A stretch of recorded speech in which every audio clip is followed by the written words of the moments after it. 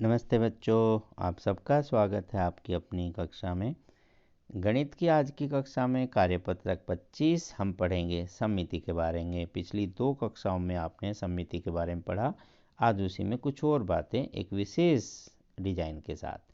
सममिति का ये एक डिजाइन है जो आजकल आपको प्रोजेक्ट मिल रहा है स्कूलों में कि दिल्ली वालों को सिक्किम के कल्चर से रिलेटेड आर्ट इंटीग्रेटेड हमें प्रोजेक्ट बनाना है, तो ये उसी का एक रूप है। यहाँ एक ये कलाकृति है, मंडला है जिसे बोलते हैं मंडला। तो मंडला कला में गणित का कैसे यूज होता है देखें। आप देख पा रहे हैं इसमें आपको सारी गणितीय आकृति दिखाई देंगी और ये सममिति है कि एक पैटर्न बना हुआ है, ठीक है ना। तो यहाँ कैसे किया हुआ, क्या क्या चीज़ें आपको नज़र आएंगी, देखो गौर से। ये आपकी समचतुर्भुज हो सकती है, समांतर चतुर्भुज हो सकती है। अब यहाँ समांतर चतुर्भुज है या ये समचतुर्भुज है, ये आप देख सकते हैं। इसके बाद ये ग्रीन वाला है, ये आपकी त्रिभुज है।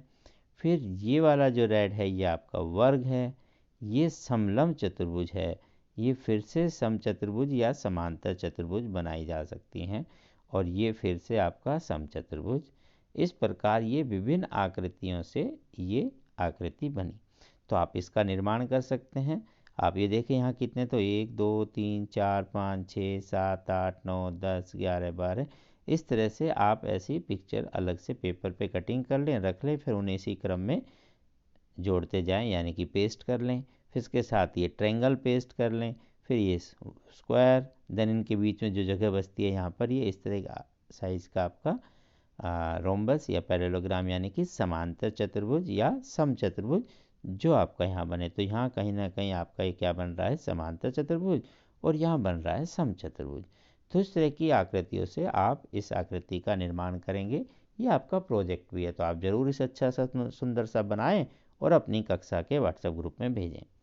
अब बात करते हैं इसमें कौन सी आकृति ये हम पढ़ चुके हैं। कोई एक आकृति चुने, तो आप त्रिभुज, ये समबाहु त्रिभुज है जिसकी तीनों भुजाएं बराबर है, या ये वर्ग, या ये समलंब चतुर्भुज, या फिर ये समचतुर्भुज। कोई भी आकृति आप चुन सकते हैं, कोई हार्ड एंड फास्ट नहीं है।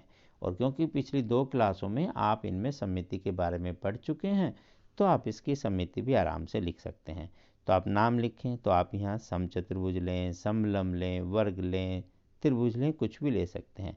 तो यहाँ उसका नाम लिखें। यहाँ उदाहरण के लिए हम ले लेते हैं वर्ग के बारे में, तो आप वर्ग ले लें, थोड़ा बड़ा लिख देते हैं। तो यहाँ हमने लिख दिया वर्ग। आप कोई भी पिक्चर ले सकते हैं। इसमें सममिति रेखाएं, तो आप जैसा कि जानते हैं वर्ग में सममिति रेखाएं कितनी होती है, 1 2 3 4। कौन सी, एक बार फिर से देख लें। जब आप ऐसे कोई वर्ग बनाते हैं तो सममिति रेखाएं यहाँ करने पर भी ये दाएं बाएं एक जैसा हो जाता है, यहाँ भी, और इसमें एक और डायगोनल भी और ऐसे भी खंड भी। तो कितनी सममिति रेखाएं होंगी, 4। तो इसकी 4 सममिति रेखाएं हैं। घूर्णन सममिति, घूर्णन सममिति भी आप कितना कि जैसे जैसे घुमाएंगे, आप इस पॉइंट पर एक पेन या पेंसिल लगा के एक पेपर की कटिंग कार्डबोर्ड का बना के आप देखें, जैसे आप इसे घुमाएंगे ऐसे 90 पर, ये फिर भी वर्ग ही दिखाई देगा। फिर अगली बार भी वर्ग, अगली बार, और ऐसे पूरा राउंड लगाने तक ये 4 बार घूम जाएगा। तो घूर्णन समिति भी कितना है, इसका क्रम 4, ये आप बता सकते हैं। अगर पूछा जाए इसका कोण कितना है, तो ये 90-90 डिग्री के कोण पर घूमता रहेगा। अपने आसपास की ऐसी वस्तुओं के नाम लिखो जिसमें सममिति है। तो इसमें मुझे कुछ बताने का नहीं बच्चों, आप तो समझदार हैं। देखिए आसपास क्या क्या है सममिति। आपके आसपास कोई पेड़ होगा, आपके घर में पौधा है तो उसके पत्ते भी हो सकते हैं। घर में आपका सममिति के हिसाब से कुछ और भी चीज़ें हो सकती हैं, कोई अलमीरा हो सकती है, आपकी पुस्तक है, आपका ज्योमेट्री बॉक्स है, आपका टीवी है, या कुछ और सीनरी भी हो सकती है, या कोई फ्रेम हो सकता है। बहुत सी चीज़ें घर में हैं, दीवार घड़ी है, ऐसी बहुत सी चीज़ें हैं जो सममिति के रूप में आप देख सकते हैं जहाँ सममिति हो, है ना।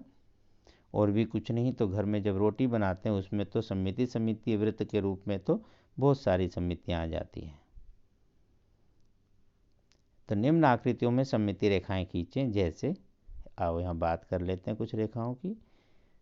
जैसे ये वाली जो रेखा है, यहाँ जब हम करेंगे तो दाएं बायां एक जैसी पिक्चर बनी, तो इसकी ये सममिति हो गई। अच्छा यहाँ भी बनाते हैं तब भी ये इसकी सममिति थोड़ा सा ऊपर कर लेते हैं, ऐसे ये सममिति हो गई, है ना, बिल्कुल एक जैसा। अगर आप यहाँ करते, ये भी इसकी सममिति है वर्ग की तरह, और ये भी, तो ये इनकी सममिति रेखाएं हो गई। इसी प्रकार ये थोड़ा छोटा करें, पेड़ आ गया, चले कोई बात नहीं, तो यहाँ से इनकी भी बना लेते हैं। तो इस पेड़ के लिए सममिति कौन सी होगी, अलग रंग कर लें थोड़ा सा, ये लो, ये बिल्कुल ऐसे देखो, इसे लेफ्ट राइट एक जैसा, ये इसकी सममिति रेखाएं हैं। इधर तो कहीं नहीं बनेगी, इधर नहीं बनेगी, इसको छोड़ देते हैं। यहाँ देखें तो ये बीचों बीच आप करेंगे तो इसकी ये सममिति हो गई। क्या आप इसमें इधर भी कर सकते हैं, नहीं, अब ये अलग है, यहाँ ऊपर कुछ और है, नीचे कुछ और। सममिति का मतलब जहाँ ये एक जैसे नजर आए उस लाइन के, इस तरफ भी और उस तरफ भी। यहाँ अगर हम देखते हैं तो देखने में तो सममिति है, बट कहीं ना कहीं जो दिक्कत करेगा हमें, वो कौन सा कर रहा है, वो आपका, थोड़ा बड़ा करें वापस, ये जो अंक लिखा हुआ है, यहाँ लिख दिया 6 और यहाँ लिख दिया 9, ये आपका सममिति में नहीं आएगा। खाली डिजाइन की बात होती तो बिल्कुल ठीक होता। अगर ये अंक यहाँ नहीं लिखा हो तो डिजाइन तो सममिति में है। अब ये ऐसे भी नहीं हो रहा, हम ऐसा करते हैं तब भी नहीं हो पा रहा है, और ऐसा अगर करते हैं तो बिल्कुल भी नहीं हो पा रहा। तो इसकी सममिति नहीं है, इसकी सममिति आप 0 लिखें या कहेंगे है ही नहीं।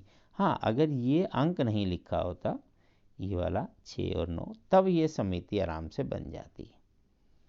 तो ये छोटी छोटी बातें जो आप अच्छे से देख सकते हैं, आपकी पहले भी प्रैक्टिस हो चुकी है।